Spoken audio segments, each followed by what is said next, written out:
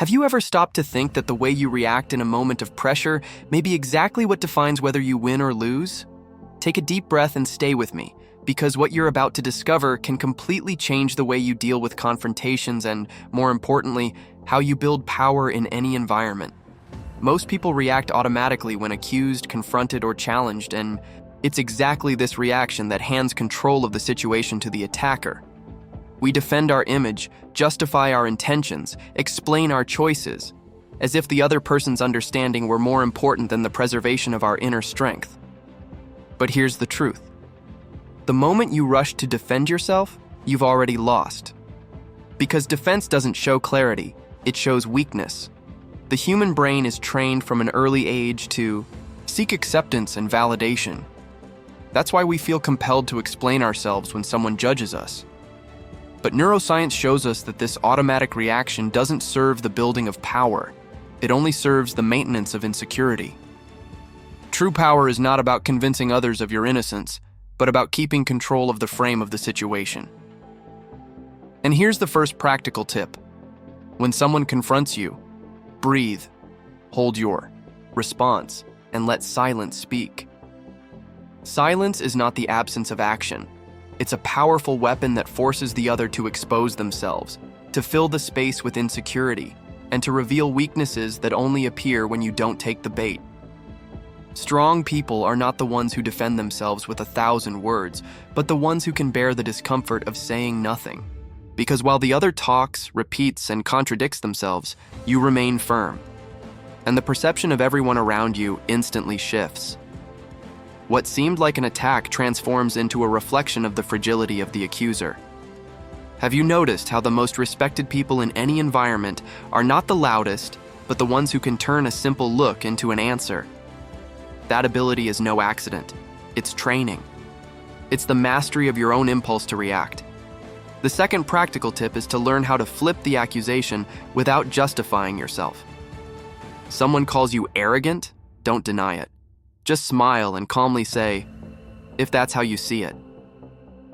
This psychological detachment dismantles the attacker because they expected an emotional war but received coldness and control.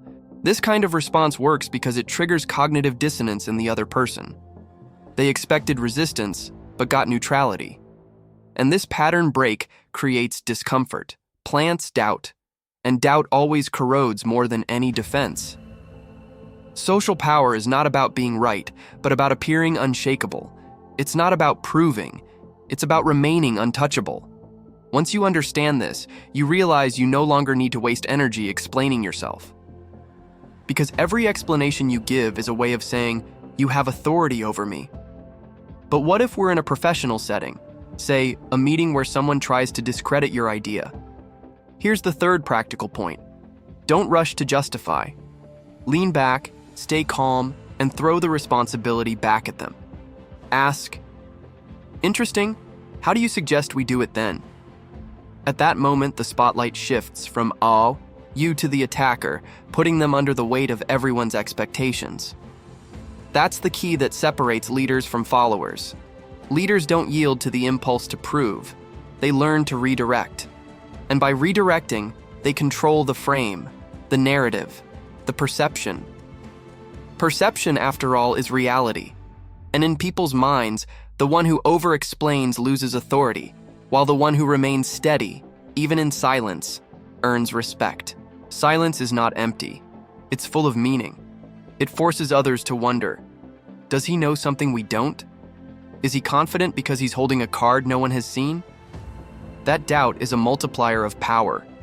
The most fascinating part is that when you practice this emotional mastery, your own brain begins to associate silence with strength, not with weakness. You reprogram your automatic pattern, replacing the need to justify with the pleasure of holding control. And here's a powerful reflection. Words almost never change people's immediate judgment. What changes is how you carry yourself, the way you sustain your presence, the calm with which you react under pressure. That's neuroscience applied to real life. You don't want to be remembered as the one who tried to convince, but as the one who never needed to. Because the one who needs defense has already admitted vulnerability. The one who doesn't becomes untouchable. So next time someone accuses you, provokes you, or tries to diminish you, remember, don't fall into the trap of justification.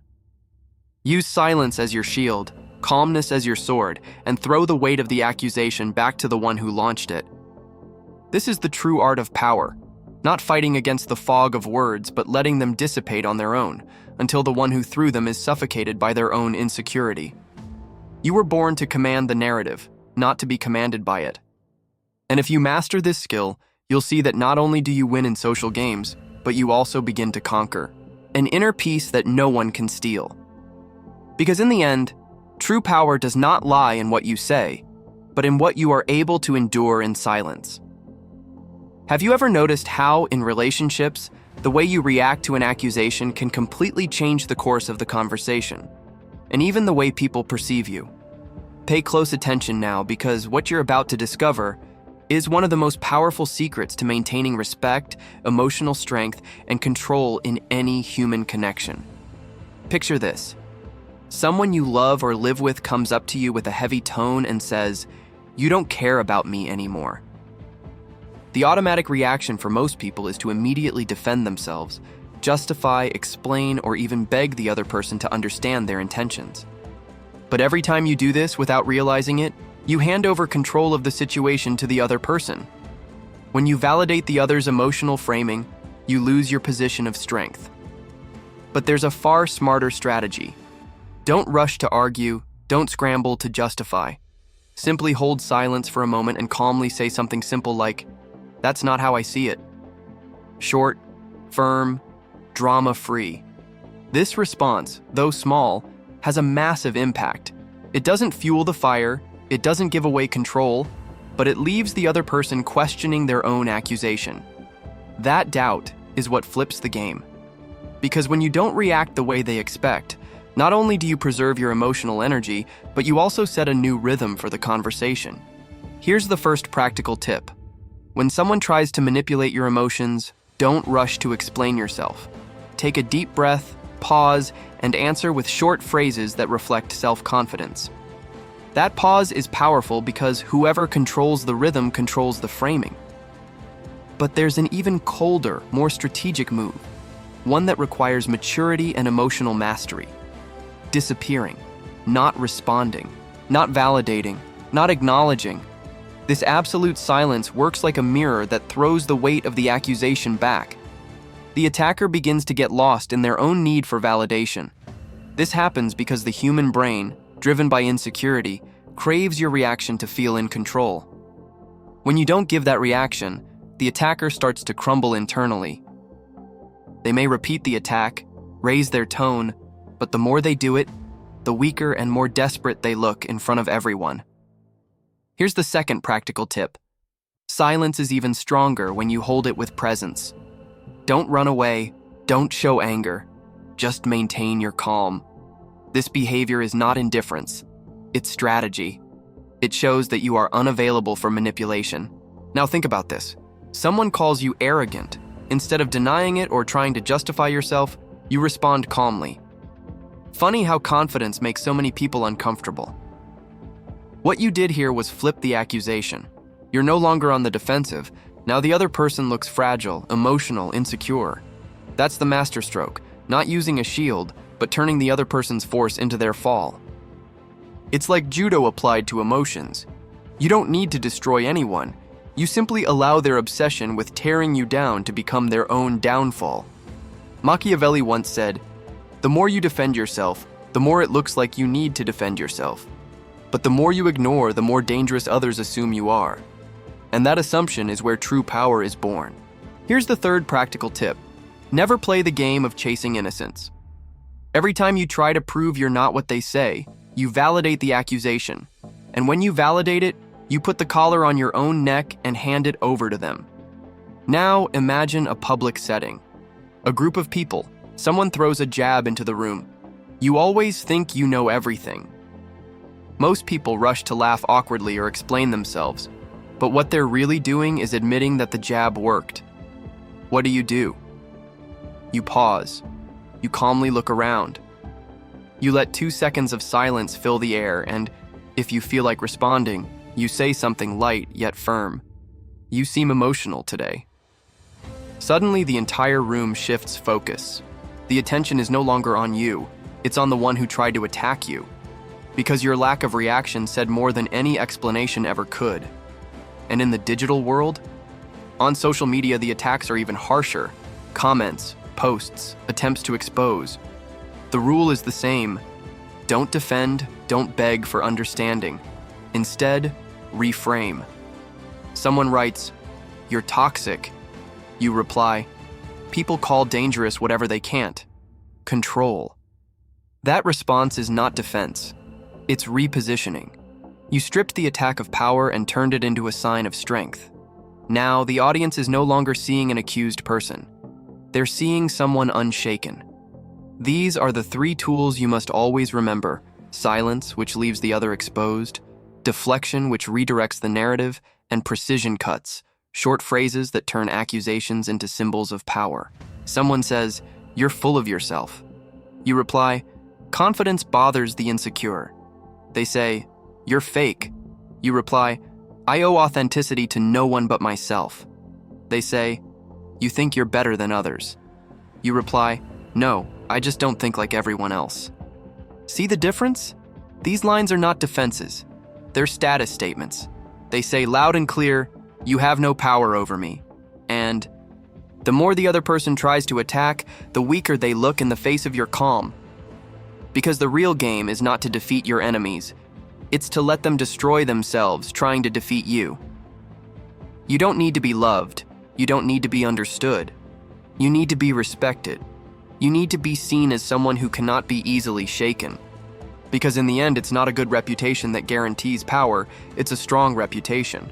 And that strength is born in the exact moment you choose not to defend yourself, but to remain untouchable.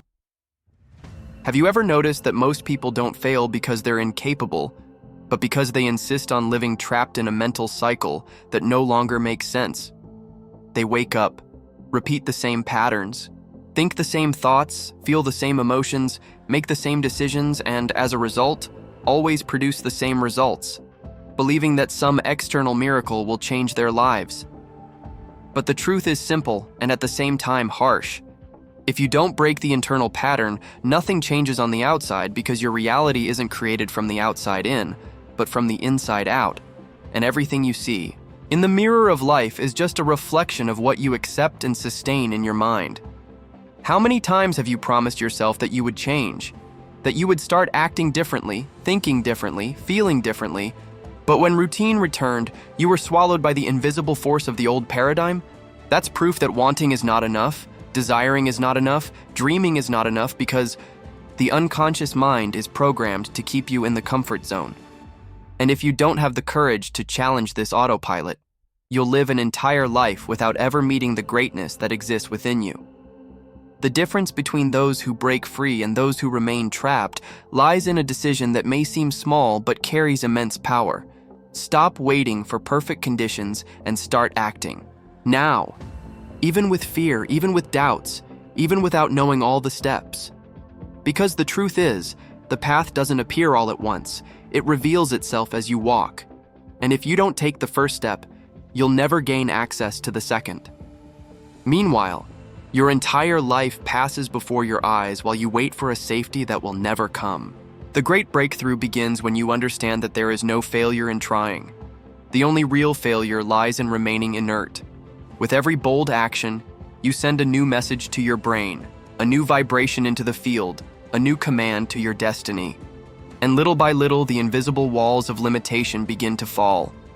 Fear will still whisper, doubt will still appear, but the difference is, you'll no longer negotiate with them. You'll stand up and move forward, because you understand that courage is not the absence of fear, but the decision to advance in spite of it. The world around you doesn't need to stay the way it is. Your life doesn't have to repeat your family's story. Your results don't have to remain the same as they've always been. There is an invisible line separating those who continue to live on autopilot and those who decide to take command of their own mind. And when you cross that line, you discover a level of clarity you've never experienced before. As if things finally make sense. As if you see that you've always had the power but lacked the courage to use it. Maybe you're stuck in a job you can't stand, in relationships that don't reflect who you are, in habits that destroy your energy. And maybe you've believed that's just the way things are, that change is impossible, that the best you can do is survive. But I want you to understand something right now. That's a lie. That is not your truth. That's just the repetition of beliefs you accepted without questioning, but that can be torn apart today if you have the boldness to look within and decide you no longer accept living in the background. The moment of breakthrough is not tomorrow, not when you have more money, more time, more knowledge.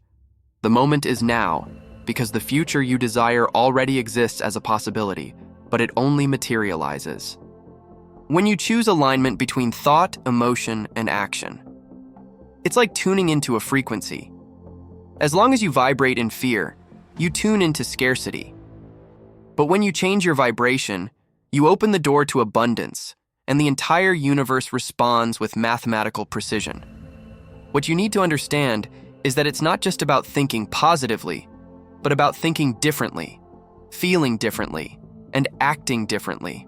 Because the subconscious mind is not convinced by words, it's convinced by experiences. That's why you need to expose yourself to new challenges, create new references, live new sensations, until what once seemed impossible becomes familiar, and what once felt normal becomes intolerable. At that point, you'll never go back, because your brain will have been reprogrammed to a new pattern, and you'll realize your whole life was waiting for this decision. Now I want you to imagine your life 10 years from now, if you continue the way you are today. Imagine the same fears, the same limits, the same excuses, and feel the weight of that. Now imagine the opposite. Imagine who you could become if you decided to break free today, if you decided not to live halfway anymore, if you decided that your life is bigger than routine, bigger than excuses, bigger than mediocrity. That contrast is what defines the course of your story, and only you can choose which side you'll stand on. So let me tell you with complete clarity, you are standing at a crossroads. On one side is the life you already know, predictable, limited, safe, but empty. On the other side is the life you dream of, full of risks, yes, but also full of possibilities, growth, and fulfillment. And there is no power greater than choosing consciously which path you will follow. Don't outsource that decision. Don't wait for someone to rescue you. Life doesn't reward those who wait. It rewards those who rise up and take the lead.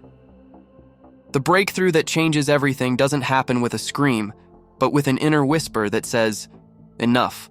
I refuse to live like this any longer."